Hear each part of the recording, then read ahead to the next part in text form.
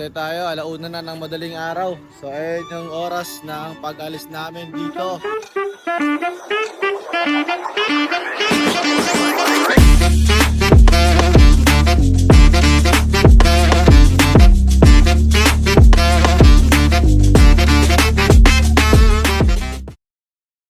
For today's video is sinasalansan na namin yung mga kailangan namin dalhin. So ayan. Kaya mapapansin ninyo, dinadouble check na ni Pogi yung mga dadalhin namin mamaya papuntang Baguio. So ayan, ganito karami lahat ng stock na dadalhin namin. So yung tools namin sa pang retrofit, syempre yung mga stock. Meanwhile, Tayo, alauna na ng madaling araw.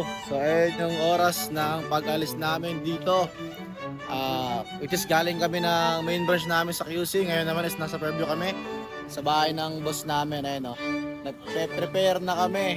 Ayan, lahat ng mga kasama nasa sasakyan na. Syempre di mo mawawala dyan yung isa sa malupit na sale namin. Ayan, si Pogi.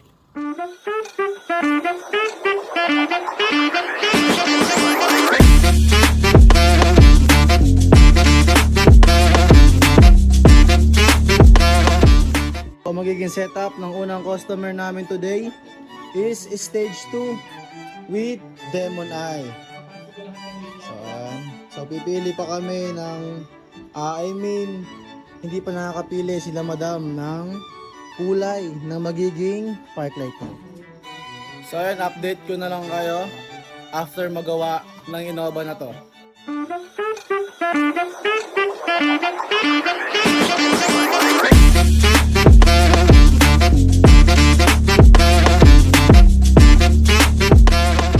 So this time is nagpapatag naman tayo. Ayan o. Siyempre, ginamitan ng laser para makita natin kung patag ba ang kanyang light output. meanwhile, 95% goods. So ayan, kinabit na lang namin yung headlights.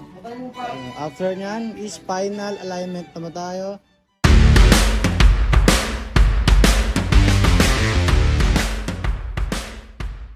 Naging final look ng Innova. Ang naging setup nito is stage 2 with white Demon Eye. Ayan o. So naka-park light po yan. Ayan po ang look. Ayan. Kuys, palobin nga ako, kuys. So ito ang naging final look ng Innova. Ito ang kanyang light output. Nakalobim yan. Ayan ang kanyang light output. High beam. So ayan, ganyan siya kalakas.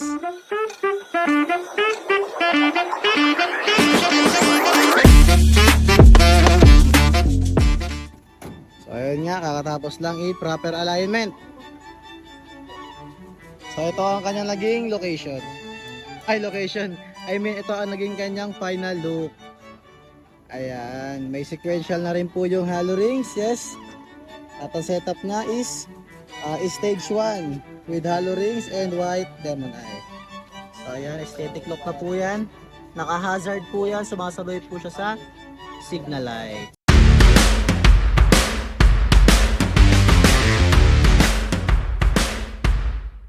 Good morning, Tarlac. Bye-bye. On the way to next location, Nueva Ecija.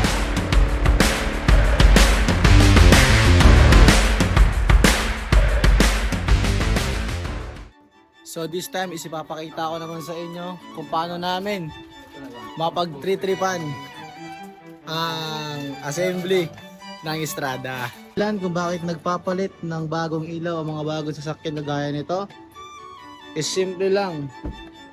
10 times brightness kasi ang projector ng KUS kaysa sa stock ng mga sasakyan. Ayun lang, simpleng dahilan lang kung bakit nagpapalit ng projector ang mga ganito sasakyan. meanwhile, So ito na yung mga team homies. Yan na naka-TS. Halos naghubad na sila sa sobrang init. So kung napanood nyo sa isang video kanina dito sa Tarlac yan, ang init din doon kasi sa kalsada kami gumawa. At bumiyahe pa kami ng Nueva Ecija. Ayan, hindi sila naka-TS kaya naghubad na. Nakatawa, no? So itong Estrada na to is hindi na to parehas ng ginawa namin kanina. na plug and play lang sa Innova at sa Accent. So ito is literal na i-retrofit. Ginamitan namin siya ng bracket para ma-fit namin yung mismong projector ng S1. So hindi siya plug and play. Ayan. Pero ganun pa rin, isang mabilis yung trabaho lang din, pero yung quality syempre hindi mawawala.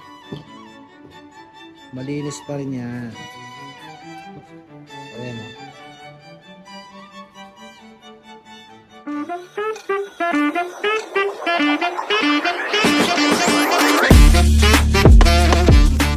So ayan, ang Estrada is inaalay na lang. After nito, punta naman kami ng Baguio.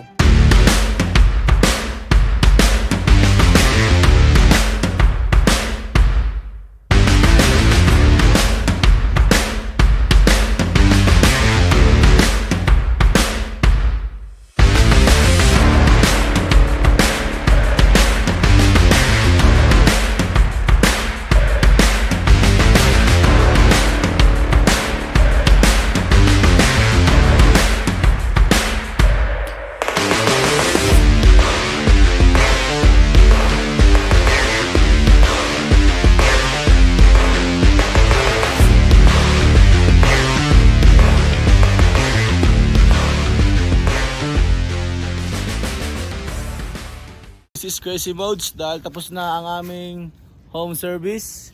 It's time to shine naman para makagala ng Baguio. So yung mga team homie namin, oh. Ang ginagawa nila ngayon is nagbabandal. Ayun, oh. Check natin kung ano yung ginagawa.